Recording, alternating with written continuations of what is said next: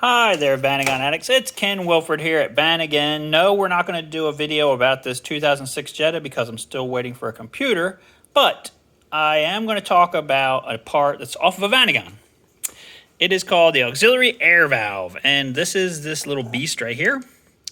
Now, before I get a tons of questions about this, these were only used on air-cooled Vanagons and also the 1.9 water boxer.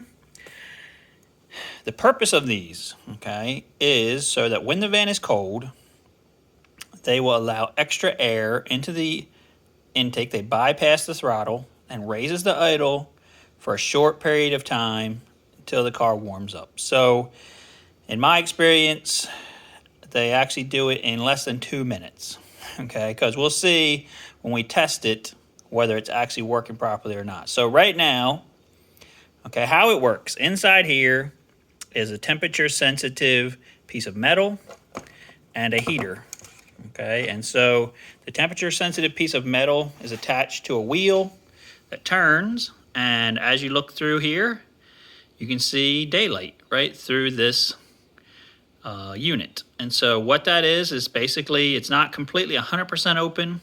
I would say it's about 1/3 of the way open. Today it's about 70 degrees. If it was colder, it would be a little bit more open. It never gets fully open. I put one in the freezer overnight, came back the next morning. It was open, but not fully, okay? But it does get fully closed once it gets activated. So a lot of people think these are bad, okay? I sell these a lot. I sell several of these a week. Right now, they're only, as a good used unit. The problem comes when, I sell them to a person and they say, it didn't fix anything, the car's still the same, blah, blah, blah. Okay, well, guess what? It's not this. Okay, so these units are tested before we send them out. So how do you test this bad boy? Well, number one, you can do an ohm test, which I just did on this one. Use your nice little Mr. Ohm meter here, and you go between these two prongs on here. What I was seeing was about 30 ohms. Okay, your mileage may vary on that, but you want to see that it's not an open. Okay, but 30 ohms seems to be what I was seeing on the last couple of these. So once I do an ohm test, and I'm not going to show you how to do it because if you don't know how to do it, then you shouldn't do it. All right, so, but you can do this other test. This is a function test. So I've got this harness. I cut off another harness. I've got the power line going here to the power side of this battery, and the negative side is going to go to the negative side of this battery, okay? And I can just hold it here, and there's a bug trying to land on my hand. And so I hold it here and yammer on for about 2 minutes, and you're going to see what's happening. So right now we're at 3 minutes and 17 seconds of the video. When it gets to 5 minutes and 17 seconds, I will show you what's going on. So as this thing is electrically hooked up, when you turn the car on, it gives this unit straight 12 volts, okay? And then the car is running. As it is running, there's a heater inside this unit that is heating up. That temperature sensitive piece of metal I was telling you about that's hooked to that wheel starts to expand, I guess. I would imagine usually heating up is expanding, and as it is expanding, because of this little heater that's in here, and it's got a 12-volt heat source, it turns the wheel, and as it's turning the wheel is turning so that this hole or this pass-through of the unit is getting closed off. Okay, so we got 1 more minute, and as it closes off, your idle should go down on your van until the point where it just idles normally. But when you first start something in the morning, it's cold, you really want it to idle up, and it helps it warm up and stuff like that. But it's usually in about 2 minutes time of being fully powered by 12 volts. This thing should be totally closed off so that we cannot see through it, and that will tell you that it's functioning properly.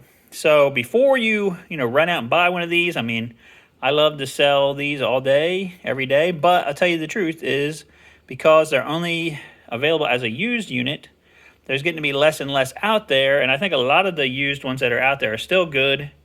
If they don't have an open, if they don't have a short circuit or something like that, they're probably perfectly fine. So it's probably good to do this video so people can actually test them and find out if they're bad before they buy them, so that, you know, we're not running out and then there's perfectly good ones getting thrown into the trash. All right, so now that is exactly 2 minutes.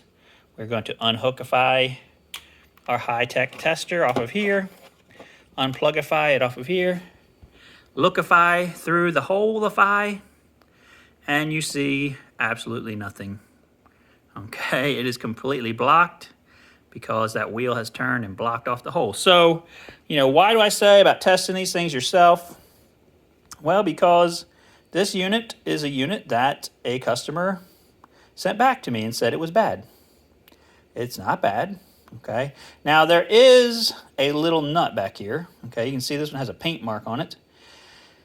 I have not messed with these. What I have heard about this is that you can loosen this nut and push on this stud one way or the other, in or out, a little bit, and it'll actually change how much the thing is open on the inside. Okay, so say it's not closing all the way, you could loosen this nut, push it so it's closed all the way, then let it cool off. You know, this is when you would heat it up for 2 minutes. Do that, push it all the way over so it closes, then lock it, let it cool off, see if it opens, you know, like about a third or whatever. I mean, it's about a quarter at 70 degrees is what I'm saying. And then it should be good to go. Then test it again, see if it closes all the way. Then you should be good, okay? So I guess that's my take on the idle air valve. You know, these were used on Vanagons. They were used on the Air Cooled Vanagon, the 1.9 Vanagon. They were also used on Rabbits and Jettas back in the early 80s. And apparently they're still used, or there's quite a few out there that are still being used on BMWs. So you can buy, you know, new units for the BMW. It looks just like this. I'm not sure if it functions the same, but that's something I'm probably going to look into in the future to see if it works the same. So that's it for the idle air control unit. Okay, or actually they call this an Aux Air Valve. I'm sorry, Aux Air Valve.